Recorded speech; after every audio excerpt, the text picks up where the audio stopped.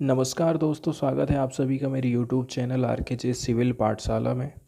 आज द हिंदू के महत्वपूर्ण एडिटोरियल को हम देखने वाले हैं, साथ ही साथ में द हिंदू की कुछ खबरों को भी एनालिसिस करेंगे।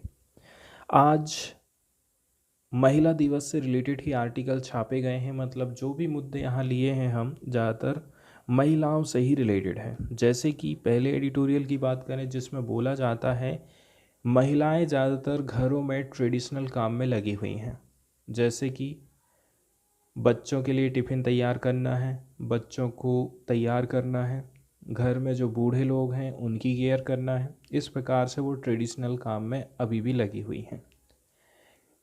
अब ये जिम्मेदारी को हम कैसे करके कम करेंगे, बाहर इनको कैसे करके निकालेंगे, कैसे करके देश की इकोनॉमी में इनका योगदान और भी हम बढ़ा सकते हैं, इसके ऊपर ये आर्टिकल लिखा गया है। हमारे देश में हम देखते हैं कि वेल एजुकेटेड वुमेन्स का जो पार्टिसिपेशन रेशियो है वो काफ़ी ठीक ठाक है। मतलब आज के समय में ऐसा हो गया है, हायर एजुकेशन के मामले में भी लड़कियां लड़कों से पीछे नहीं रह रही हैं। आज के समय में तो ऐसा हो गया है कि यूपीएससी में टॉपर्स में यदि आप देखेंगे तो लड़कियों के ज़्यादा नाम आने लग गए हैं, टॉप 10 में यदि देखें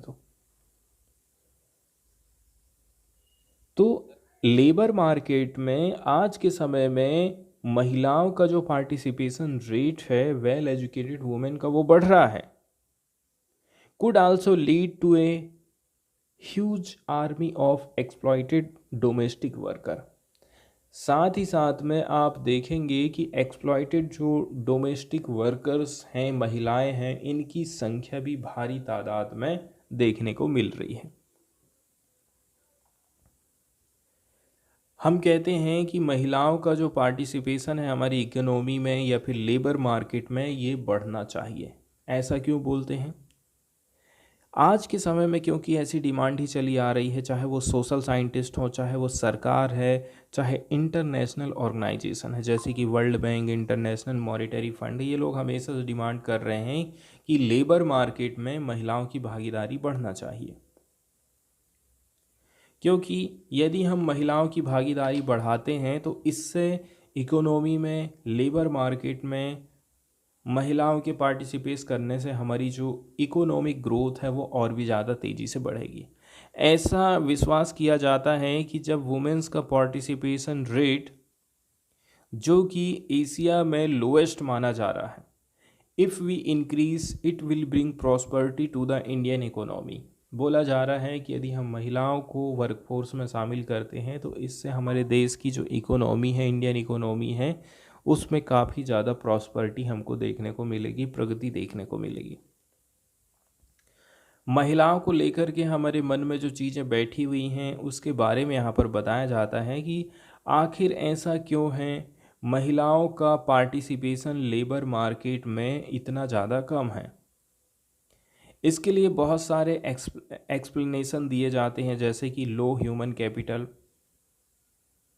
लो ह्यूमन कैपिटल का मतलब ये है हमारे पास में आदमी तो अवेलेबल हैं लेकिन महिलाओं के पास में स्किल नहीं है।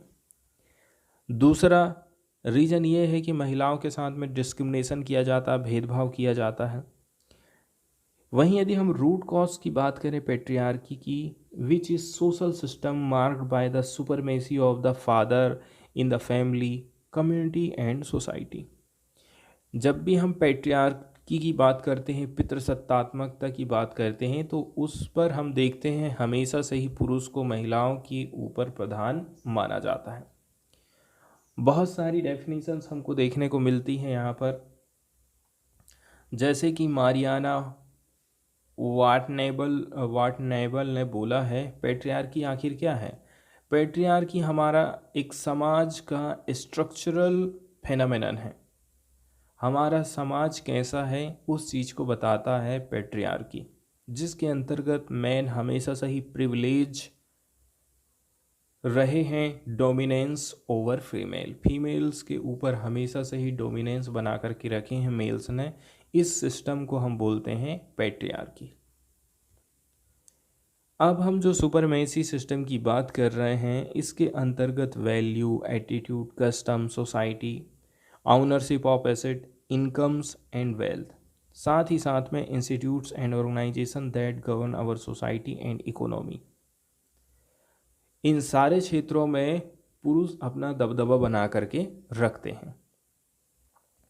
पैट्रियार्की के अंतर्गत मैन को कंसिडर किया जाता है to be breadwinners and women are expected to be homemaker. Patriarchy के अंतर्गत क्या सोचा जाता है कि जो पुरुष होते हैं ना, ये घर की रोजी रोटी कमाने का काम करेंगे, एंड महिलाएं क्या काम करेंगी, घर में खाना बनाने का काम करेंगी, होम मेकर के रूप में काम करेंगे। That is women are responsible for household. ऐसा क्यों है? क्योंकि महिलाएं हाउस होल्ड के कामों के लिए बनी हुई हैं। इनका काम है बच्चों की देखरेख करना, इनका काम है बूढ़े लोगों को गोली दवाई देना, देखरेख करना। जो सिक हैं, डिसेबल्ड हैं फैमिली में, वो इन्हीं के हवाले कर दिए जाते हैं।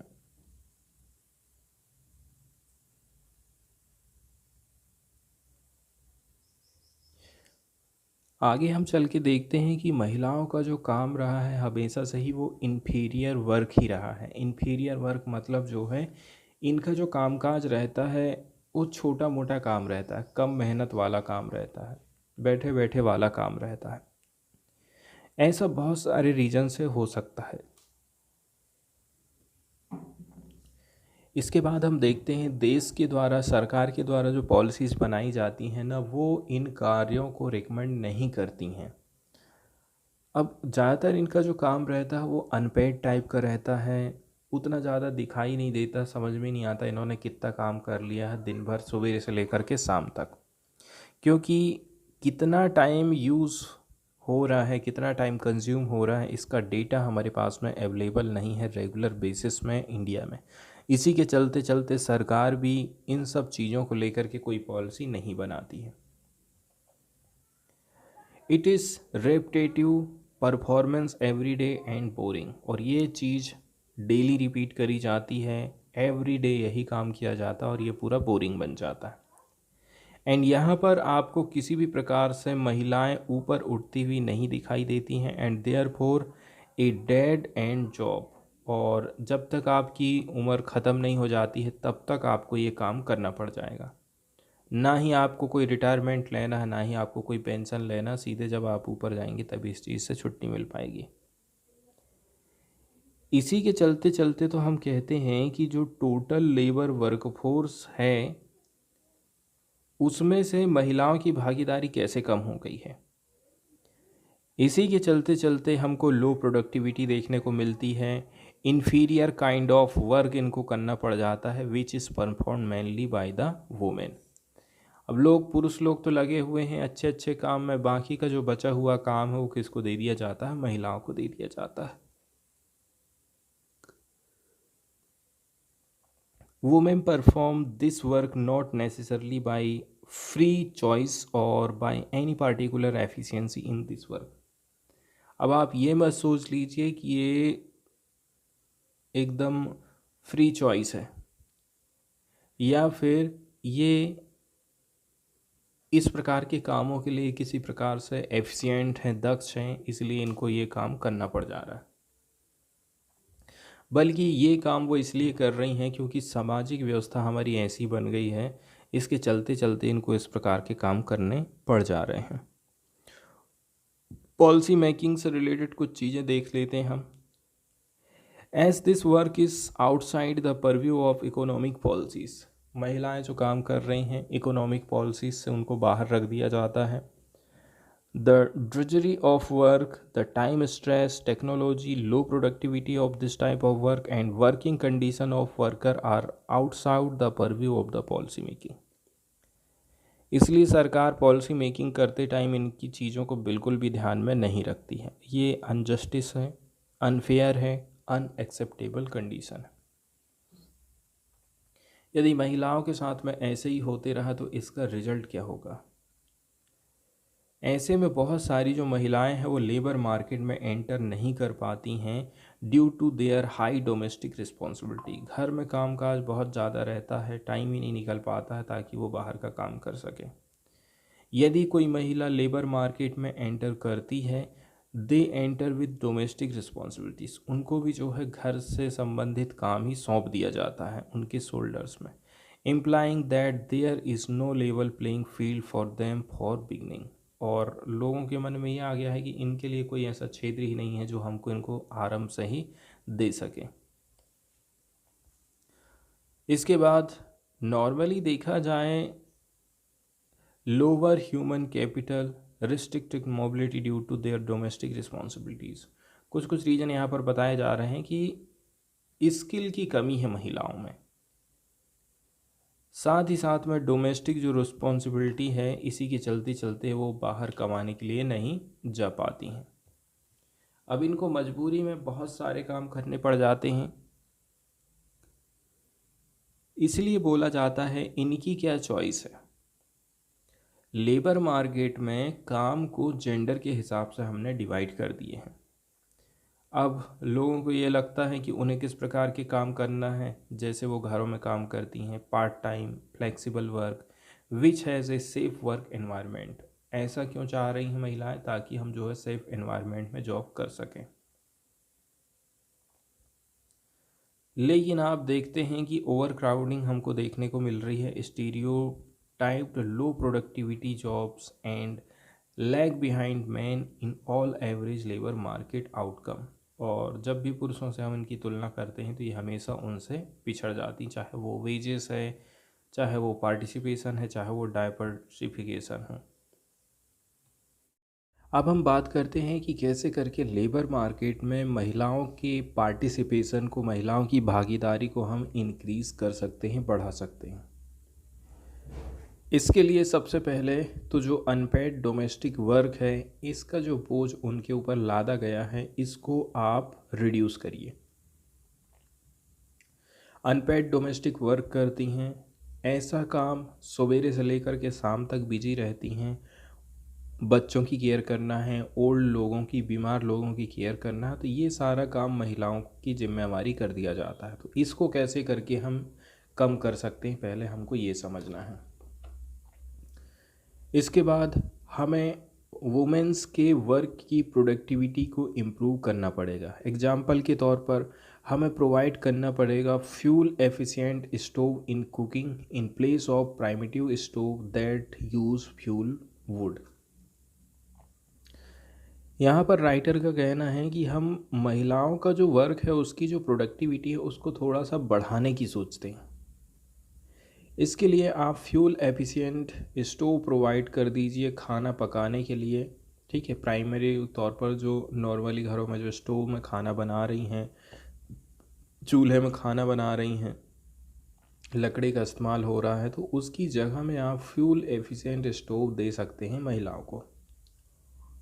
इसके बाद महिलाओं को प्रोवाइड करना है इंफ्रास्ट्रक्चरल सपोर्ट, ताकि जो उनके काम का बर्डन है उसको हम कम कर सके। एग्जाम्पल के तौर पर water supply at doorstep, कुएं से पानी लाने जाना, दूर नल से पानी लेने के लिए जाना, ठीक है। कहीं तालाब है, कहीं बावड़ी है, वहाँ से पानी भरने के लिए जा रही हैं, तो हम क्या काम करेंगे, नल की सुविधा हर घर में पहुँचाएंगे, ताकि महिलाओं को जो डिस्टेंस तय करना पड़ता है, जो टाइम ज़्यादा खपत होती है, उसको हम कम कर सकें। इसके बाद जो अनपेड वर्क है इसको शिफ्ट करके मेन स्ट्रीम इकोनॉमी में हमको लाना है। एग्जाम्पल के तौर पर जो अनपेड वर्क है, जैसे कि बच्चों की केयर करना, जो डिसेबल्ड लोग हैं उनकी केयर करना, care of the old person can be provided by the government. ये काम किनको करना चाहिए? सरकार कर सकती है, द मार्केट और by the civil society organization to the mainstream economy. तो ये काम घर की महिलाएं ही क्यों करेंगी? ये काम तो सरकार कर सकती है, बहुत सारे एनजीओ हैं वो कर सकते हैं, मार्केट या फिर सिविल सोसाइटी ऑर्गेनाइजेशन कर सकते हैं। इस प्रकार से जो अनपेड डोमेस्टिक वर्क का बर्डन है महिलाओं के ऊपर, इसको हम रिड्यूस कर सकते हैं। इसके लिए जो काम है इसको आप रीडिस्ट्रीब्यूट कर दीजिए अदर हाउस होल्ड मेम्बर्स को, मेनली में। ये काम महिलाओं की जगह अब हम पुरुषों को वितरित कर दें तो उनके ऊपर जो बर्डन है वो भी कम हो जाता है। इससे क्या क्या फ़ायदा हो सकता है? इससे काफ़ी सिग्निफिकेंट एक्सटेंट मिलने वाला है उनको, एंड उनके पास काफ़ी टाइम मिल जाएगा कि वो हायर एजुकेशन एंड नए नए स्किल सीख सकें या फिर पार्टिसिपेट कर सकें productive work in the labour market. इस प्रकार से यदि हम ये सोचते हैं कि महिलाओं की भागीदारी को हम कैसे करके बढ़ाएं, इसके साथ ही साथ में हमें ये भी फोकस करना है जो जेंडर इक्वालिटी है लेबर मार्केट में वो बनी रहना चाहिए। इसके लिए क्या काम करना है? जो हाउस होल्ड हैं इनको प्रोवाइड करना पड़ेगा equal opportunities man and women को आपके घर के भीतर। जो इन्फीरियर वर्क महिलाएं घर में काम कर रही हैं वो वाला जो काम है उसको आप शेयर करिए, आधा महिला आधे पुरुष मिलकर के उस काम को कराइए। इसके बाद जो महिलाएं हैं हाउस होल्ड में लगी हुई हैं उनकी जो रिस्पॉन्सिबिलिटी को भी थोड़ा सा कम करने की कोशिश करिए। अनपेड हाउस होल्ड वर्क जो वो कर रही हैं मैन एंड वुमेन के बीच में शेयर हमको करना है। यदि हम हायर डोमेस्टिक वर्कर्स की बात करें तो यहाँ पर एक इंटरनेशनल लेबर ऑर्गेनाइजेशन का कन्वेंशन है जो कि प्रोवाइड करती है minimum basic right to the domestic worker in the world. आपके घर में कोई महिला आती है काम करने के लिए, साफ़ सफाई करने के लिए, तो उसके लिए भी कुछ इंटरनेशनल स्टैंडर्ड तैयार किए गए हैं। इसमें जैसे कि वीकली डे ऑफ, सप्ताह में एक दिन की छुट्टी उनको देना चाहिए। काम के लिमिटेड घंटे होना चाहिए, ऐसा नहीं है कि आप दे रहे हैं 8 घंटे के लिए बात किए हैं 12 घंटे काम करवा रहे हैं।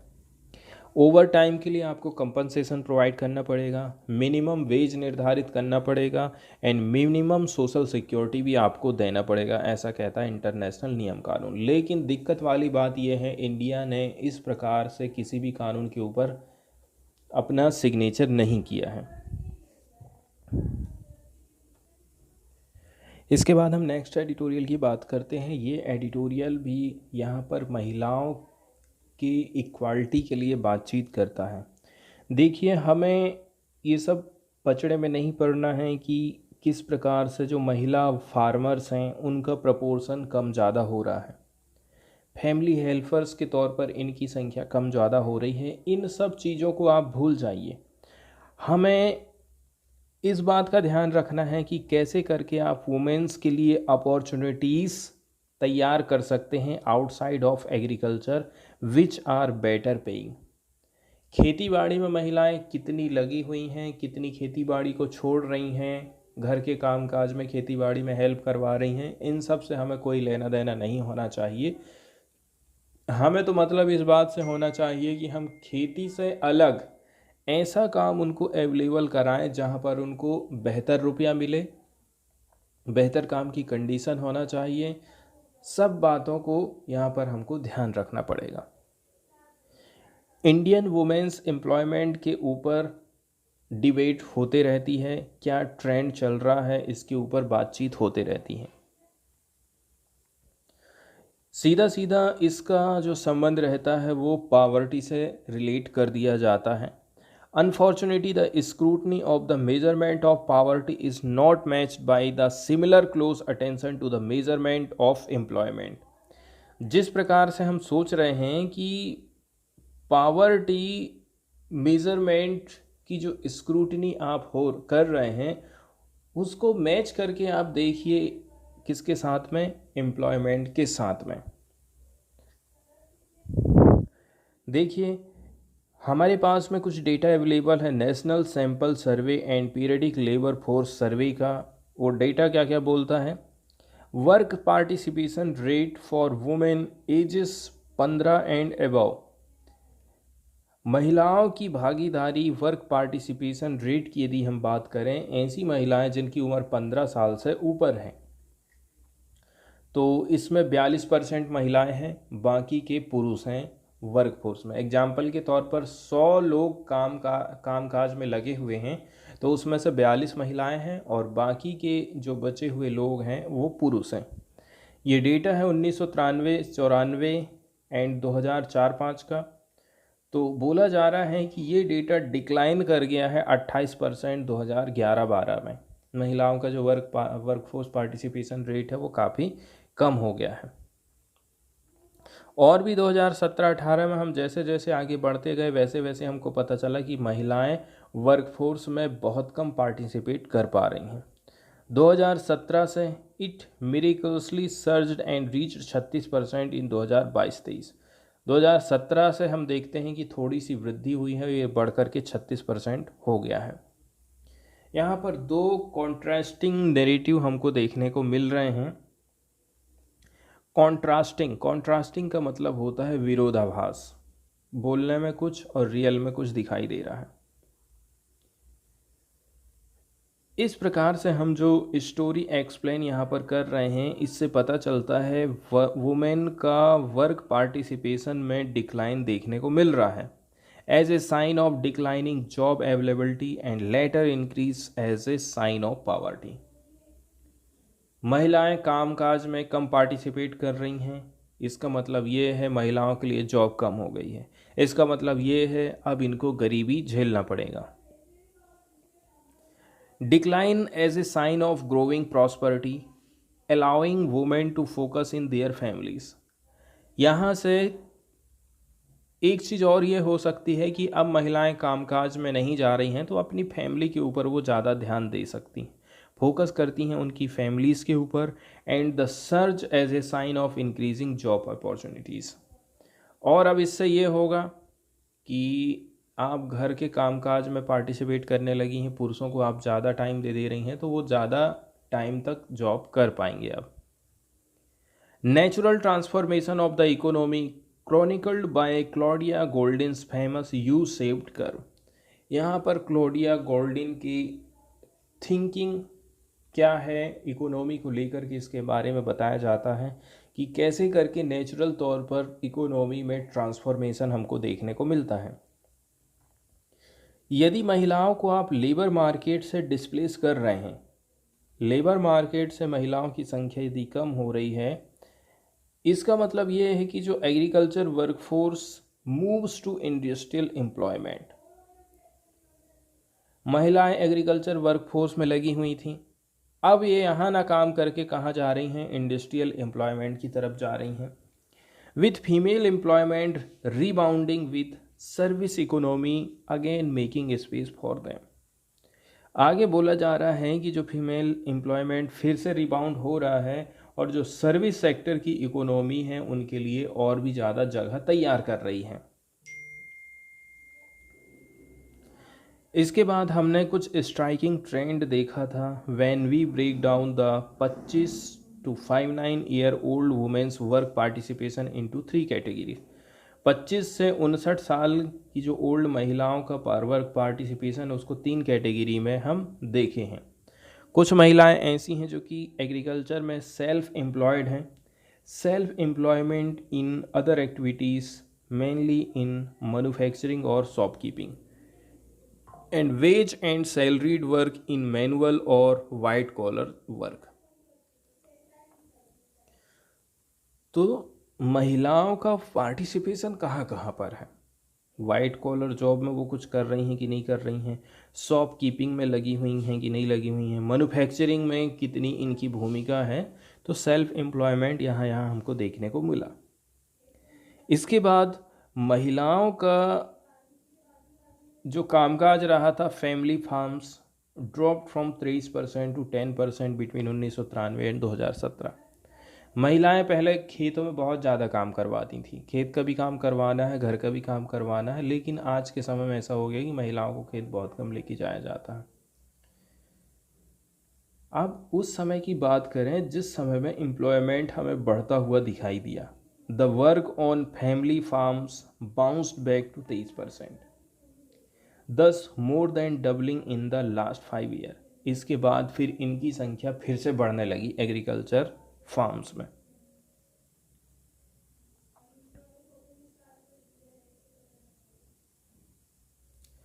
आइए हम बात करते हैं कि जो लेबर फोर्स हमारा जो लेबर फोर्स सर्वे है, इस सर्वे में कौन कौन से चैलेंजेस हमको देखने को मिल रहे हैं। एनएसएस जहाँ से हम महत्वपूर्ण डेटा प्रस्तुत कर रहे हैं, पीएलएफएस सर्वे की बात करें, इसमें बोला जाता है इंटरव्यूअर लोगों से to brief description such as usual principal activity whether engaged in any work in a subsidiary capacity. कुछ कुछ क्वेश्चन पूछे जाते हैं, वो क्वेश्चन किस प्रकार के रहते हैं, ये दो क्वेश्चन यहाँ पर बताए गए। अब हम यदि रूरल वुमेन की बात कर लें, ग्रामीण महिलाओं की यदि हम बात कर लें, whose day is full of demands for bathing and feeding children, fetching water, washing cattle, harvesting grains and making pickles for sale। गांव की जो महिलाएं हैं उनका पूरा दिन का पता ही नहीं चलता है कि कब सुबह हो गई, कब दोपहर हो गई, कब शाम हो गई, कब रात हो गई। सुबह से लेकर के रात तक उनका काम कभी ख़त्म नहीं होता है। बच्चों को फीडिंग कराना है, ठीक है, पानी लाना है, इसके बाद जो गाय है भैंस है उनको नहलाना है, दूध निकालना है, या फिर फसलों की कटाई करने के लिए जाना है, अचार बनाना है, पापड़ बनाना है। इस प्रकार से उनका जो काम है ना, ख़त्म ही नहीं होता है। एक स्टडी आई थी national council of applied economic research, इसमें पता लगाया गया है impact of question wording on women's work participation rate. Question wording का वुमेन के वर्क पार्टिसिपेशन रेट में क्या असर पड़ सकता है। वुमेन के वर्क पार्टिसिपेशंस को बोला जाता है, इसको आरंभिक तौर पर मेजर्ड किया जाता था, इसके लिए यूज़ किया जाता था एनएसएस स्टाइल क्वेश्चन, एंड बाद में बोला जा रहा है इसके बाद क्वेश्चन को प्रोब किया जाता है, क्वेश्चन की जांच पड़ताल करी जाती है। अब यहाँ पर दिक्कत ये हो गई है कि इस प्रकार की जो हम मेथड का इस्तेमाल कर रहे हैं, इससे वुमेन का जो वर्क पार्टिसिपेशन रेट है वो 28% से 44% और भी ज़्यादा वृद्धि हो गई सेम वुमेन के लिए। अब ज़्यादातर जो गलतियां यहाँ पर हो रही हैं उन महिलाओं के लिए हो रही हैं जो कि सेल्फ एम्प्लॉयड हैं, एग्रीकल्चर में, एनिमल केयर में ये लगी हुई हैं। प्रमित भट्टाचार्य ने नोटिस किया था कि जब तक 1990 के दशक तक इंटरव्यूअर्स वर रेगुलर एम्प्लॉयज़ रिक्रूटेड लोकली। उस समय में क्या होता था, इंटरव्यू लेने वाले जो लोग रहते थे वो रेगुलर एम्प्लॉय के तौर पर काम करते थे एंड लोकली तौर पर ही उनकी भर्ती करी जाती थी। इसके बाद supervisor have been centrally recruited, इसके बाद केंद्र सरकार की तरफ से सुपरवाइजरों की भर्ती हो रही है and often posted in areas that they may not familiar with. ऐसे एरिया में उनकी पोस्टिंग हो रही जहां उस एरिया के बारे में उनको कोई जानकारी नहीं रहती है, ना ही उतने ज़्यादा फेमिलियर वो हो पाते हैं। And interviewers are short term contractual worker hired locally. इसके बाद जो इंटरव्यू लेने वाले लोग रहते हैं वो शॉर्ट टर्म कॉन्ट्रेक्चुअल वर्कर रहते हैं जो कि लोकल उनको उठाया जाता है। इसी के चलते चलते जो एनएसएस का डेटा है ना, उसकी क्वालिटी में डिक्लाइन देखने को मिला, गिरावट देखने को मिला था। तो इस प्रकार से यदि रिकॉग्निशन किया जा रहा है कि एनएसएस सर्वे के डेटा की क्वालिटी में कमी आई है, have led to increasing attention to the data quality as evidenced by the increase in the strength of subordinate statistical service from 2181 officer in 2009-10 to 3121 इन 19-20। अब क्या होता है देखिए, 2009-10 में हमारे पास 2181 ऑफिसर थे। क्वालिटी में हमको कहीं कहीं पर कम दिखाई दी तो हम क्या काम कर दिए, ऑफिसर की जो संख्या है उसको 3121 कर दिए 2019-20 में। इसी के चलते चलते महिलाओं का जो वर्क है फैमिली फार्म्स के ऊपर, इसके this suggest that increase attention to capturing women's work on family farm rather than on actual increase in farm work account for the doubling of women farmer over a short period of 5 years। इसके बाद जब इनकी संख्या हमने बढ़ाए ना, तो ऐसा बोला जा रहा है कि महिलाओं की भी संख्या बढ़ गई, मतलब खेती किसानी में महिलाओं की संख्या और भी ज़्यादा कैसे करके बढ़ गई। इसका रीज़न ये हो सकता है कि इकोनॉमिक तौर पर शिफ्ट हमको देखने को मिला, particularly men's movement out of agriculture. ऐसा क्यों हो रहा है?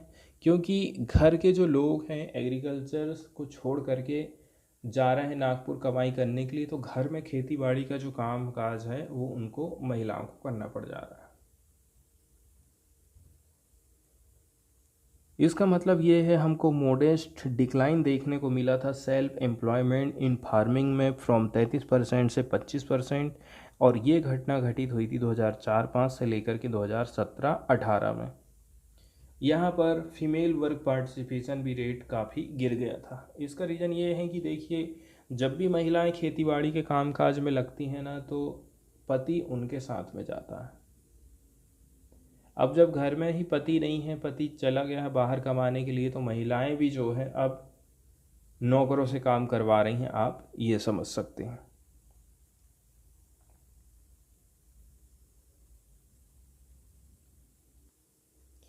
इसके बाद यदि हम न्यूज़ वाले हिस्से की तरफ में जाएं, तो न्यूज़ में अभी हाल फिलहाल में देखिए, महाराष्ट्र में जो असली शिवसेना है वो किसकी है? उद्धव ठाकरे की है या फिर शिंदे ग्रुप की है? तो इसको लेकर के हाल फिलहाल में सुप्रीम कोर्ट ने तो बोल दिया था कि जो असली शिवसेना है वो शिंदे वाली ही है। इसके बाद विधानसभा के जो स्पीकर हैं उन्होंने भी यही बोला कि भाई असली जो पार्टी है शिवसेना की वो कौन सी है? वो शिंदे ग्रुप की है। लेकिन उसने सही रीज़न नहीं बताया था। उसने रीज़न ये बोला कि भाई इसमें बहुमत है शिंदे ग्रुप के लोगों के पास में, इसलिए असली पार्टी वही होगी। इसलिए तो सुप्रीम कोर्ट ने बोला था कि कौन सा समूह असली राजनीतिक दल है उसका फैसला स्पीकरों को इस आधार पर नहीं करना चाहिए कि विधानसभा में किस समूह के पास बहुमत है। ये कोई नंबरिंग का तो खेल नहीं है, बल्कि कुछ और है। तो इस प्रकार से देखा जाए ना, सुप्रीम कोर्ट ने जो सुनवाई करी थी उसका सही सही पर यहाँ पर व्याख्या किया जाना चाहिए था, ऐसा सुप्रीम कोर्ट का कहना है। इसके बाद हम देखने वाले हैं केरल से एक न्यूज़ आई है, कैसे करके इंसानों और हाथियों के बीच में जो कॉन्फ्लिक्ट होता है, जिसमें या तो इंसान मारे जाते हैं या तो फिर हाथियों को मार दिया जाता है, इस चीज़ को कैसे करके रोका जा सकता है। तो केरला इसके लिए लॉन्ग और शॉर्ट टर्म मेजरमेंट लेकर के आया है ताकि मैन एनिमल कॉन्फ्लिक्ट को रोका जा सके।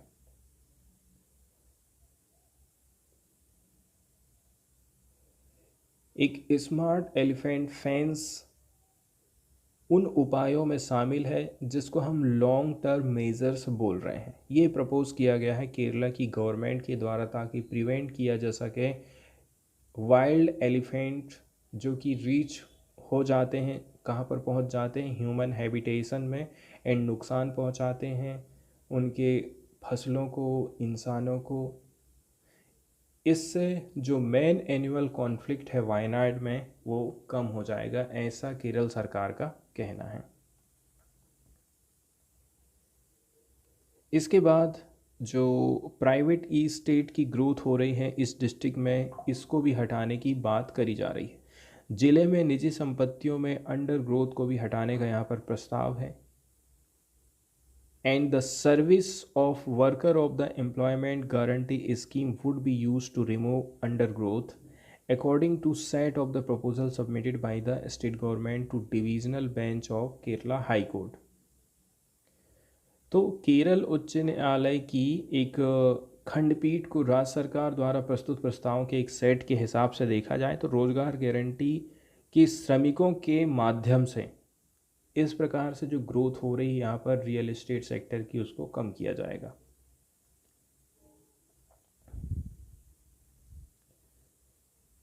और आगे बताया जा रहा है कि देखिए, कुछ कुछ ऐसे आक्रामक पौधे होते हैं जो कि तेज़ी के साथ में उग रहे हैं, इनको भी अब कम किया जाएगा, ऐसा बोल रहा है। Eradication of invasive plant such as senna, eco restoration activities by removing eucalyptus and acacia plantation, supporting the regeneration of natural vegetation, improvement of wildlife habitat, and charging fees for entry of private vehicle into forest area.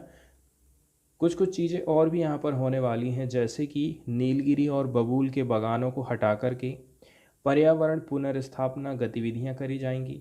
प्राकृतिक वनस्पति के पुनर्जन्म का कार्यक्रम किया जाएगा। साथ ही साथ वन्य जीव जो आवास है उनमें सुधार लाना है। वन क्षेत्र में जो प्राइवेट व्हीकल हैं उनकी एंट्री के लिए शुल्क वसूली करी जाएगी। इसके अलावा राज्य सरकार द्वारा सुझाए गए दीर्घकालिक उपायों में लोगों के जीवन और संपत्ति की रक्षा करने, जंगली जानवरों के मानव बस्तियों में प्रवेश को रोकने के लिए एक बाड़ लगाने की यहाँ पर बात करी जा रही है। इसके साथ ही साथ राज्य सरकार ने मानव पशु संघर्ष को रोकने के लिए 17 अल्पकालिक उपाय भी शुरू कर दिए हैं, मतलब शॉर्ट टर्म मेजरमेंट अपनाए जाएंगे। इसके अलावा बोला जा रहा है कि देखिए, राज्य में हम कुछ समिति की बैठक करने वाले हैं एंड हम वायनाड में एक कमांड कंट्रोल की स्थापना करेंगे। Meeting of the inter state coordination committee की हम मीटिंग रखेंगे। सेटअप किया जाएगा कमांड कंट्रोल सेंटर वायनाड में एंड जो अर्ली वार्निंग सिस्टम है लोगों को अलर्ट करने के लिए इसको मजबूत किया जाएगा। About the possible presence of wild animals in human habitation are part of the measure taken forward by the state government. इसके बाद सर्विलांस के लिए ड्रोनों का इस्तेमाल किया जाएगा। निगरानी के लिए ड्रोन की तैनाती करी जाएगी। जंगली जानवरों के हमलों के पीड़ितों को मुआवजा दिया जाएगा। एक नया वन स्टेशन स्थापित करना और मानव पशु संघर्ष का मुद्दा कम होने तक जंगल में इको टूरिज्म स्थलों को बंद करना भी कुछ उपायों में शामिल है।